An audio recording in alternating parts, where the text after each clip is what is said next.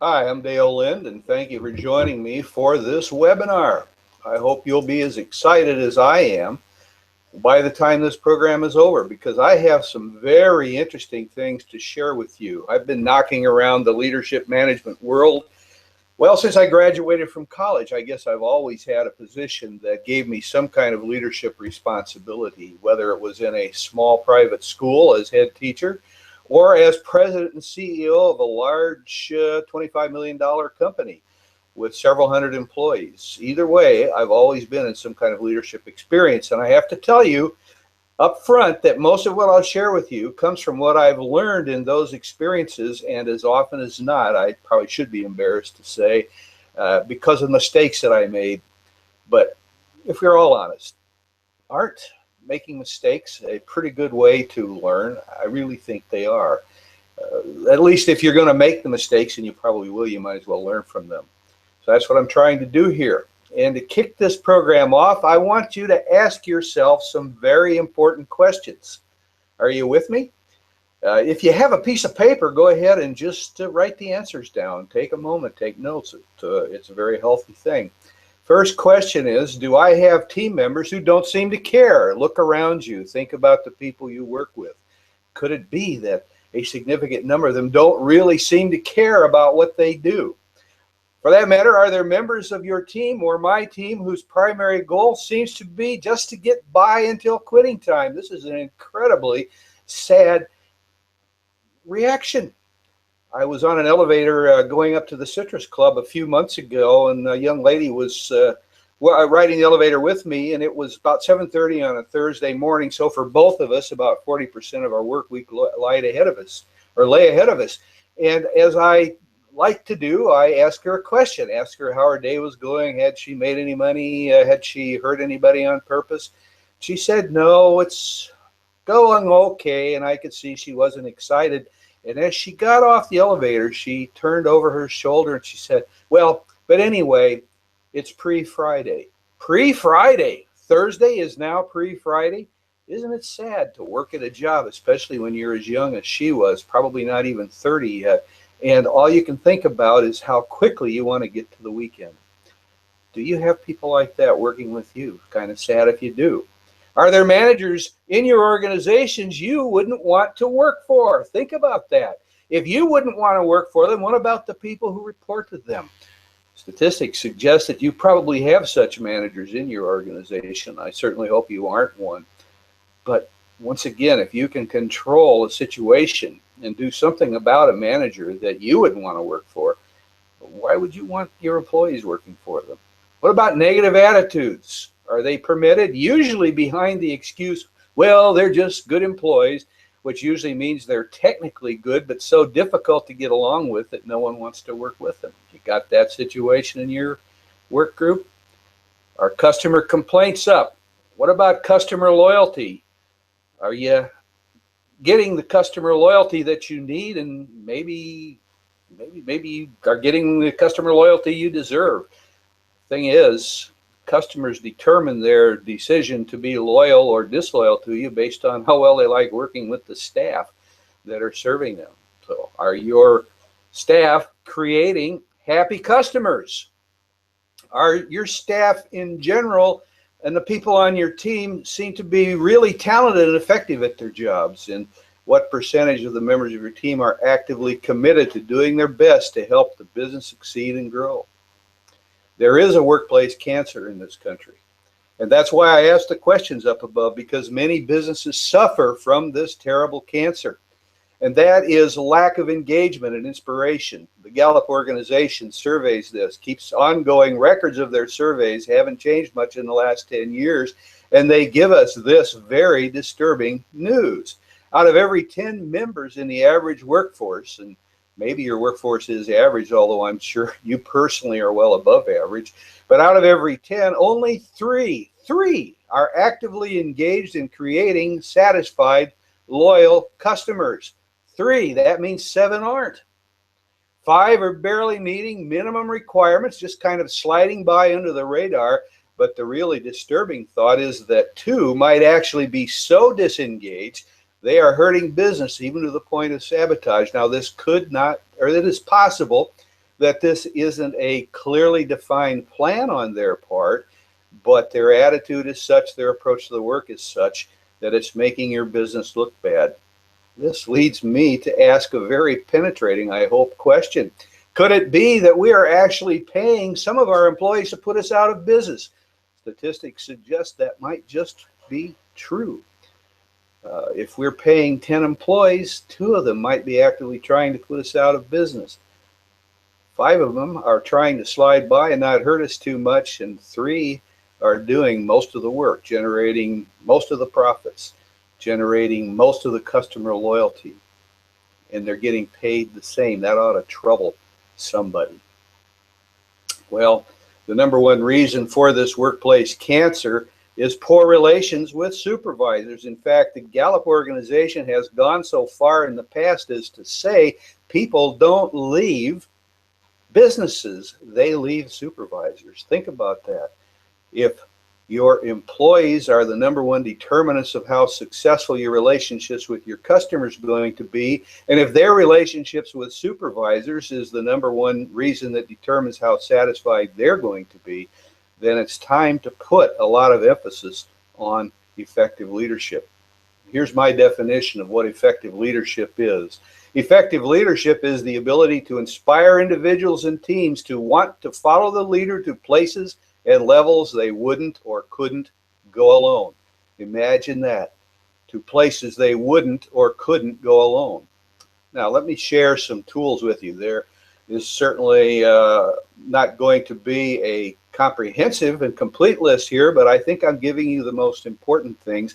And I believe your ability to succeed as a leader starts with how clearly you've been able to define a motivating, unifying vision, purpose, and maybe even we can say sense of mission amongst your staff. And then, of course, to have the communication skills to convey it and to direct it. Can you outline the mission and purpose? Now, I don't mean simply being able to memorize and repeat your company's mission statement. There is a vast difference between the customer experience on the floors of the business and the customer experience as outlined in most mission statements. Now, that's not true of all companies, but it can be true that there is this disconnect between what the company says it is and what the customer experience suggests it really is. Now, what can you do about this? Well, you can take the time to not only make sure all of your staff via orientation, via staff in-service meetings clearly understand the vision, purpose, the values and goals of your company, but also to tie them into a separate vision statement, which I think you should produce with your staff for your department or your area of responsibility. But have this clarity of the vision. Have this clarity of vision and purpose. Certainly not clarity of division, which I misspoke there a moment ago. But have this clarity of vision and purpose and communicate it. Now, the best example I can give you of how important it is to clarify vision and purpose in such a way that you can live by it, I mean, write it down, post it, remind people every day what the vision is in the experience that most of us have with New Year's resolutions. Yep, I said it, New Year's resolutions. I almost said revolutions, and that might be more accurate. Did you know that 25% of people who abandon their New Year's resolutions do so in the first week? They abandon their goals in the first week. 60% do it within 3 months. And here's something, a big one, the ever popular weight loss. You know, a lot of people actually make this resolution. A lot of people actually lose the weight. But here's the sad news, 95% of it regain it. They regain it fairly fast. And in my personal experience, having lost a total of probably 250 pounds in my entire lifetime of existence, not all at one time, probably a good thing I've never weighed 250 pounds. I'd be down to negative weight. That's not practical. In fact, it's not even possible. But you do tend to gain it back, and I usually gain back more than I lost. 95% regain it, and this is because we don't change the internal vision of ourselves. See, there's no valuable, no meaningful vision and purpose until we have internalized it, and that's why it's so important that you get every employee under your direction, yourself included, to write their own personal vision, values, and mission statement, one that means something to them. Now, the real acid test of all of this, if you have a heart attack, usually you get a lot of information and advice on how to improve your eating and exercise habits. Statistics show that only 14% of patients who have had heart attacks actually make any lasting change in the way they eat or the way they exercise. So your first tool, develop a clearly defined vision and purpose that reflects those of the company and that can be individualized and internalized in the hearts and minds of each member of your team. The second skill is emotional intelligence skills. You know, the research shows that more important than intellectual skills is the ability of individuals to manage relationships in a positive way. That's really the major cornerstone of emotional intelligence, the skill of listening beyond the words. There's a statistic out, and I may not get this exactly right, but it's illustrative of reality. We tend to emphasize words. We tend to issue directives, and we tend to write emails and assume that everybody gets them, reads them, and understands them exactly the way we meant them. But that's not the case. In communication research, we consistently find out that only 7% of the message is dependent on words. 35% is dependent upon body language, and 55%, I believe that's what's left, 55% is dependent upon what we do with our voice. That's why you notice me changing the tone and tenor of my voice from time to time. So have emotional intelligence skills. One of our next webinars is going to cover that in more detail. Confront negative attitudes head on. I have been told by individuals in some of my work as a consultant the names of individuals who are so negative that they drive employees away. Make negative attitudes a performance issue. If there are people in your organization that you don't like to be around, what makes you think? What makes you think any of your staff likes to be around with them? They probably do not.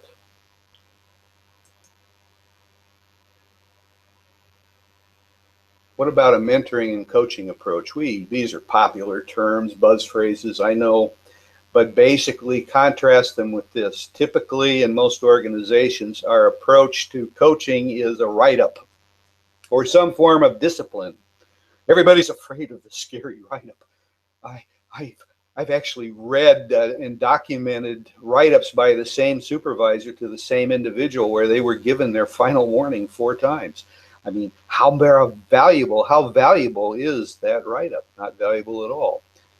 Treat each mistake, each poor performance example as a learning opportunity. Coach, and the best way to coach is to, first of all, describe proper behavior. Secondly, demonstrate proper behavior. And thirdly, let the individual practice with you critiquing and keep at it until they get it right. Someone once said that the main job of a leader is to expand people's choices in how they perform. Next up, the next strategy, do something with stress release and fun-based incentives. I did a lot of work several years ago with organizations reducing the cost of workers' place injuries. And it was very simple in many ways if you bought into the concept of fun. We had a race for safety program, and it could be just as simple as monthly drawings if certain targets were hit. And I remember one nursing home actually in Tennessee where they had been working on an absence of lost time injury for an entire year, and it had gotten to be Christmas time, 2 weeks to go, and the cafeteria worker slipped on ice on her way home and broke a leg just going out the back door of the kitchen. What's amazing about that and what proves the value of an incentive program is that she limped in, hobbled in, however she made it in the very next day, and demanded to be put to work because she didn't want to be the one to ruin the fun time that was planned for everybody. They do work. It's got to be punishments, of course, but there need to be rewards. There need to be consequences. The good consequences for good behaviors, the poor consequences for poor behaviors, and the consequences need to happen as close to the event as possible and be commensurate in intensity with the actual experience. Now, the final tool, and the one that I'm going to show you a case study on, is the process of matching the talents and preferences of individuals to the performance needs of the job. We'll cover that in more detail in webinar 3. But right now, I would like to give you a real life case study. And if you see me kind of squinting and bending forward, it's because I'm not using my glasses. I didn't want you to have to see a blue glare on your screen. So anyway, let's get this little case study queued up here, if I can read it. Sorry about that. There it is, I think. And here we go.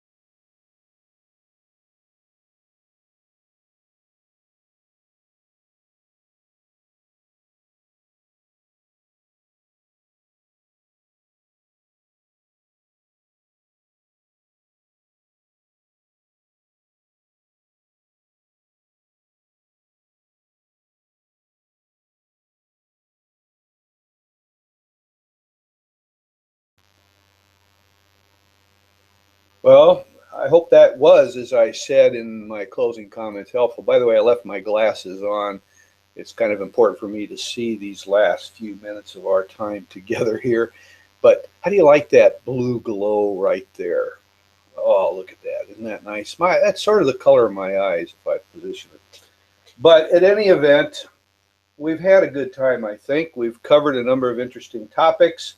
We've looked at the sorry state of employee engagement. We've explored some of the causes for that. We've taken a look at some leadership strategies that can be used to improve things in your workplace. And finally, I showed you a little bit about my laser talent assessment tool and how it can be useful.